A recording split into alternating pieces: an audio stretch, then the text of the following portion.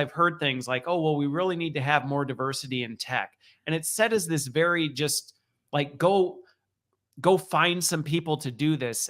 And Yeah. my observation has been it's more complicated than that, because there is a whole just lot of aspects going into that. So what was that experience like for you? Because I mean, I just know the tech space well enough to know it's not like it's dominated by a diverse audience of people participating. It really just isn't, and hasn't Yeah. been for a very long time. Yeah, I mean, it's a one of the questions you asked me that I didn't quite answer is how was I drawn to it? I was Yeah. a shy kid, and the fact that I would just kind of be able to go in my room and program an assembly language on a computer is like nirvana to me, because it's like, Yeah. oh, it's just I'm in my little shell. I can do my thing. I don't care what anyone else thinks. I'm not reliant on anyone. Perfect, right? That's Yeah. what probably drew me to it in the first place. So for the longest time, being the only black dude doing whatever never really occurred to me that much. Yeah. I just did what I did, right? Yeah. And there was plenty of places where it was obvious. It's like, well, you're not getting this same opportunity, and it's still true today. You're not going to get this opportunity because you're black, or rather because you're not in the dominant culture is the proper way to say it. Because even when I was in India, the reason I wasn't able to do certain things wasn't because I was black, it was because I was not Indian. Right? Really? And when I was in Africa setting up a development center there would be limitations, not because I wasn't black, because everyone was black. It's You just because I weren't the wasn't from a dominant, you certain weren't the tribe. dominant culture. Yeah, I wasn't Kenyan, right? So there's always places where you're not the dominant culture thing, whatever it is. Yeah. In the US, in tech, it used to be the dominant thing was white males, Yeah. White right? dudes.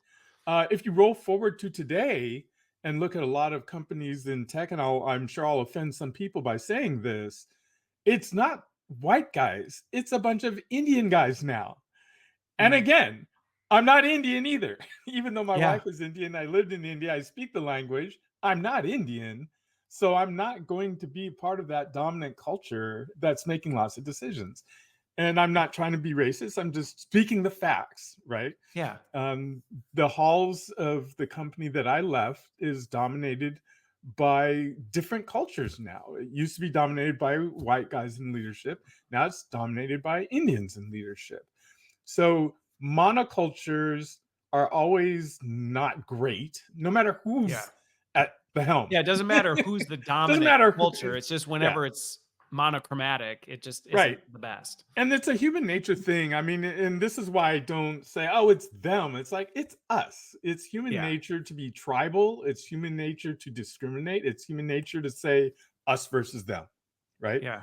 It's hard for us to break away from that because this is how we got as far as we are today, right? We are the tribes that survived, right? By Right. banding together and saying us, them, war, we win, they lose. We survive, they don't. So it's human nature that brings us to these things. And it's by human intellect that we try to go behind it, right? And I think as we talk more about the AI thing, it'll become apparent. It's like, oh my gosh, the us is humanity and the them is the Yeah. machines. Well, and So, before we jump into that, two of the things that you brought out there that I think are really key in, I think, addressing some of these things that can be helpful, that is this shared space is, it's easy, I think, sometimes when we think about our tribal nature, like you said, we kind of like bond together with the people that we feel most similar to. And yeah, like you said, it's just how we tend to operate. But it's interesting how quickly we do that based on things that are most observable yeah, versus the things that are under the surface. Because the exact thing that drew you to tech was the exact same thing that drew me to tech. It's kind of socially awkward, not super outgoing. yeah, Like the idea of being able to do something by myself and be really focused on it. And like that's a shared space. So it's like, well, there's actually a lot of similarity in that, but that wouldn't necessarily present itself at the surface. So if we were to walk by each other on the street, we Wouldn't even wouldn't know. necessarily we wouldn't go, you know what, we're two of the same kind. Like we Right. actually probably would have some really unique component. Right. Unless you're wearing a badge that says I'm a geek, it's like, hey, my geek brother. It's like, how would Yeah, I right. know? Right. Well, and So I think that goes back to where we have some opportunity now. And this is some of the work that I do in the HR space is to try and say, how do we help people better understand yeah. those things that make them tick that don't necessarily present on the surface? Because again, I see the thing where you'll hear companies go, oh, we need to get diversity in tech, as though you can just go recruit people from a certain ethno background and go, this will work. And it's Right. like, well, no, because if they're a certain personality type or they gravitate towards these certain things and you throw them into computer programming, they're It's going to not gonna match. fail. They're going to not be happy anyway. And so Right. what? So you achieved a metric, but it's not really going to get you there. Right. Yeah, and I think the twist there is to not make your metric based on this outward DNA tests, right? It's Right. the metric truly, and I've answered this question a lot for people. It's like, well, what should it be based on? It's like, well, the only way diversity works for a company is when there's a business imperative to have a diverse workforce because that's going to be most profitable, right? And it's not like, oh, okay, therefore we have 20% of this, 30% of that. No. What you're really after is diverse perspectives and experiences, right?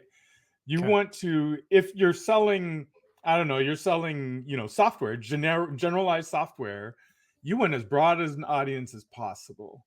So of course you want to include something for farmers and something for textile workers and something for factories and something for, white collar workers.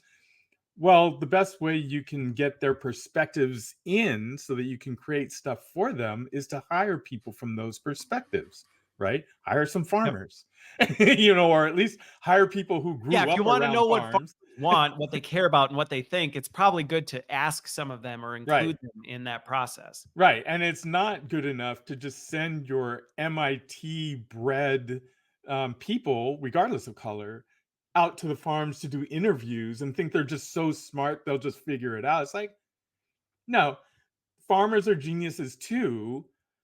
Try to hire a couple of them. Yeah. Right? Have a real honest, and that's how you get the diversity. Now, in some cases, that's going to lead you to have DNA diversity because, it's Right. like, well, uh, 80% of the farmers are black. Okay, well, then it means that you're going to hire some black people, right?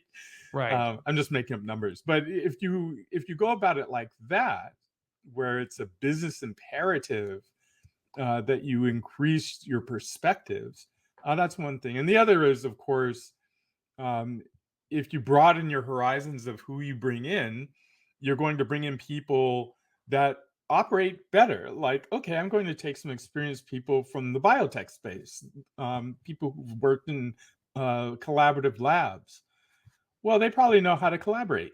Okay. So, since a lot of software is about collaboration, I might as well hire some people that know how to collaborate. Oh, it turns out that all the biotech lab people are women. Okay, well, I guess you're going to hire a bunch of women Yeah. then. Right? So so when you think about that though, because I think, you obviously have grown up in this space. And I just know from even just my own experiences, sometimes it can be hard to want to step into space where you feel like an outsider. Yeah. You're like, like I maybe like the same things, but I definitely, like you said, when you were in India, you definitely weren't Indian. So it can be hard to do that. I feel that way whenever I go to a place where people are into sports because I'm not into sports. And so I Hmm. always feel like, ooh, I don't know how I'm going to have these conversations. And this could be, what are some of the things that you've observed that works well to help people cross that divide? Because I can see where it has to be intimidating no matter what for someone. If it's like, hey, we really want to bring in, let's say we want to have more diversity on our tech team. Well, that can be really intimidating if 90% is a certain way and you're going, well, just grab the one person to come help balance the equation. What has worked well to make that a less Less difficult transition? jarring. Yeah, Less difficult for who? The 90% or the 1%? I would say both because I think Yes. So the 90% has to just kind of get over itself and say, what are we afraid of? We're the 90%. right, It's like, right, why are you afraid? I mean, you're the dominant thing. Bringing in one person or 10 people or 10% or 20%. Are you really that frail that you can't handle any change whatsoever? Right. So that's the first thing. And I don't shame people into that. I just point out that you are the dominant part of the culture here. yeah, Right. You have to be able to open your eyes. Now, in the case of the LEAP program, we did it by not tricking people, but just by showing them slowly. It's like, look, you can't hire these people. Look how useful they are to you. Look how valuable it is to you. So putting things in terms that are helpful to them rather than making them feel like they're threatened, like, oh, the other is going to take your job. It's like, the other's not going to take your job. The other is going to help make you richer. yeah, Right? The other is going to make you rich. Oh, I didn't think about that. It's like, yeah, that's right. They're going to make you rich. Now, for the 2% who are coming into the dominant culture,